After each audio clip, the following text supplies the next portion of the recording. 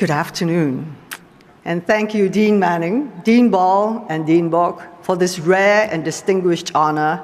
And congratulations to the class of 2023. What an incredible day, le dénouement of an impressive academic journey. Congratulations as well to parents, partners, and family members of all the students here today. I can only imagine the pride and joy you must have to see your loved ones graduate from what I understand is the best law school in the country.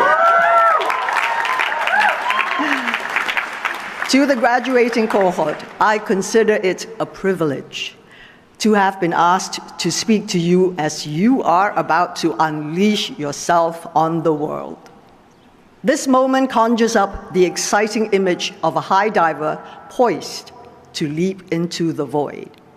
As you know, I am not a lawyer. I can't even say that I have played one on the screen. So, why am I here? Why have I been asked to deliver the keynote speech to you on this pivotal day in your lives, as you dive headfirst into a presumably bright but unpredictable future?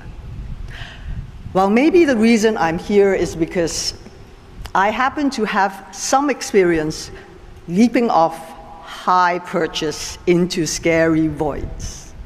So do allow me to offer some simple pointers that I've picked up along the way in my career full of leaps and dives.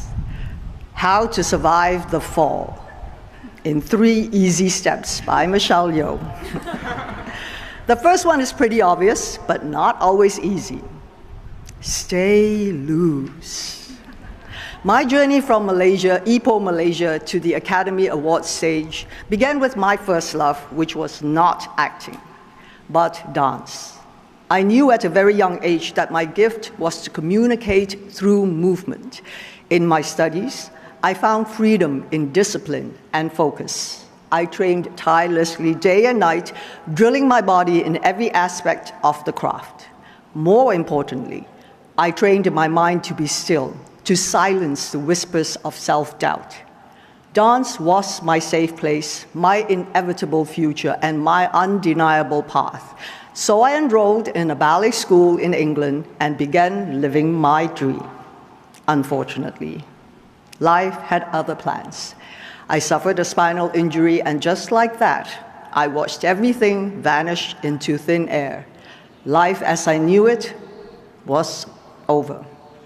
With my dreams of dance crushed, I credit the principal of my school for giving me the encouragement that ultimately led me to a career beyond my imagination. It was she who encouraged me to stay loose about my future. When falling, the tendency is to tighten up to brace for impact. But in truth, the safest thing one can do is remain calm, even curious about the shifting world around you. After graduating with a degree in creative arts, I returned home more open to other possibilities outside the box. With this awareness came the freedom to make choices I might not have otherwise been able to. This opened the door to doing a commercial in Hong Kong, then to acting roles and the start of my life in film. Which leads me to my second piece of advice. Know your limits. Although understanding what you can do is essential, understanding what you can't do is pretty important too. This works on 2 levels, both internally and externally. Internally, knowing your limits keep you humble, motivated, and focused on a goal to point your finger toward. Externally, knowing the limits that are set for you by others give you a place to point a different finger. I am talking about the middle one. In other words, limitations set by yourself give you boundaries to respect, but limitations set by others give you boundaries to bust through. As a young woman trying to break into film in Hong Kong, I was confronted with limitations at every turn. Initially cast in stereotypical roles, the demure, docile damsel in distress, I soon realized that what I wanted to play were the action roles, the heroes. Of course, these were then reserved exclusively for men. But I could see that their fight sequences were highly choreographed, and I knew in my bones that my dance training would allow me to excel at them if only I were given the chance. So I went to my producer and said, I did say, please, I want an action role. I was prepared to do everything the men were doing, the choreography, the stunts, taking the blows, the wire work, all of it. What? Like it's hard?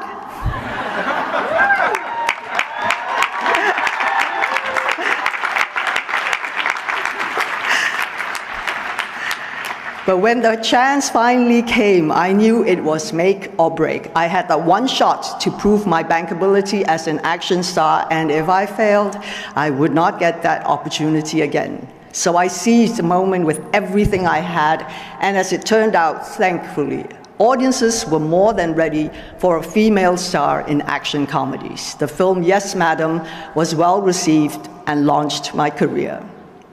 I knew I hadn't made it then when soon after I joined Jet Li and Jackie Chan as the three people who Hong Kong insurers refused to cover.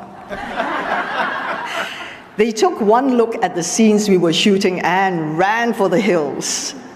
I wore that as a badge of honor. Eventually, things progressed, and before I knew it, I was regularly running on rooftops, riding motorcycles onto moving trains, and rolling off vans onto oncoming traffic. Don't try that at home, okay? There were injuries, as you can imagine, but with every nick and scratch and bruise and fractured vertebrae, I came back better and braver. Learning how to fall teaches you how to land, and learning to land gives you the courage to jump higher. So when the James Bond producers knocked on my door about a film called Tomorrow Never Dies, I thought, yes, they want me to play James Bond.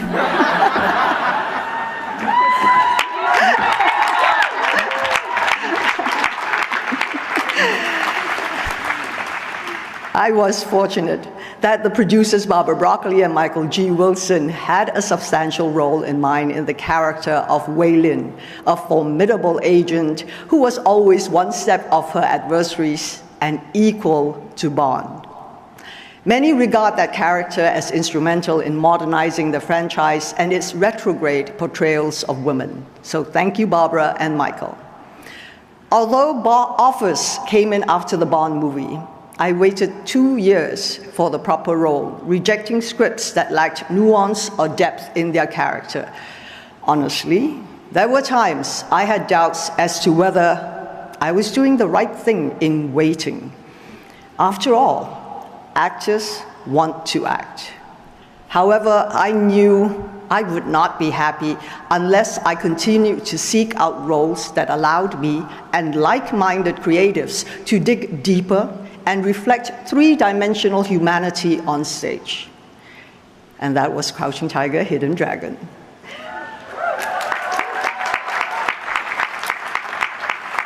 So I must have done something right because I am busier than ever. These examples illustrate the importance of limitations because our limitations become our challenges, and there is nothing like a challenge to keep you working, striving, and pushing for more. Every demeaning role I was offered, every rejection I was handed, and every time someone underestimated me, I found energy and renewed motivation. This brings me to the third and final tip. Find your people. Life is not always a zero-sum game. For every winner, there doesn't have to be a loser. In fact, most success stories are less about competition and more about collaboration. The truth is, I could not have done any of this alone. My achievements are the results of those around me who offered and continue to offer support and belief. There are times where, as much as I don't want to let myself down, I don't want to let them down even more. My definition of community is vast, including my family, loved ones, and friends. But it also includes the other actors, directors, producers, stunt people, film crews, dancers, musicians, and artists with whom I've crossed paths. My community transcends time, in the sense that I stand on the shoulders of those who have come before me, and I am energized and inspired by those who come after me. My community extends beyond people I know personally, which is why representation matters, and why diversity on and off the screen have been a major priority for me, particularly for women and particularly in lead roles. When we shine a light on the rich and varied world around us, we empower the whole of our humanity. I can see no better reason to wake up in the morning and get to work. Lastly, my community is not limited to the film industry. In my work as UNDP Goodwill Ambassador, I have witnessed the deep inequalities that continue to plague societies around the world, and I have seen up close how women and girls are often the last to get essential services like clean water and vaccines, especially in crisis. For this reason, I have committed myself in walking in lockstep with their struggle. The prerequisite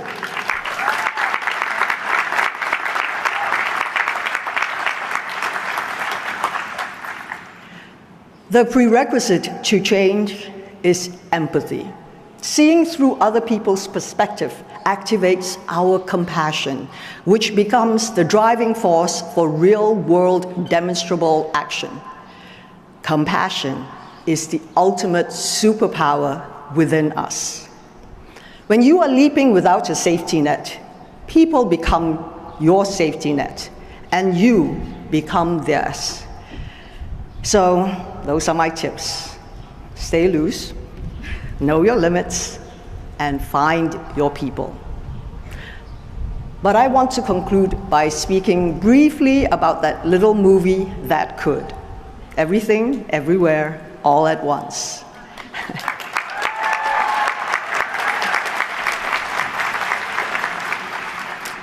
This was a film that, in many ways, brings together all the insights I have shared with you today.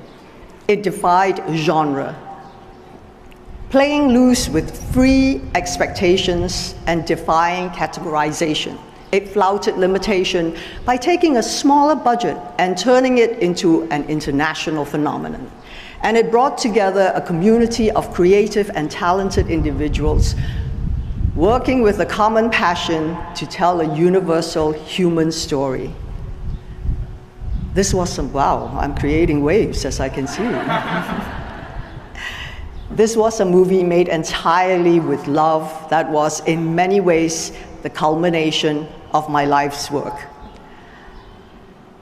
And the reverberations of that love continue to be felt as Everything Everywhere All at Once has caused a tectonic shift in the industry, opening the door to more independent efforts and greater Asian representation.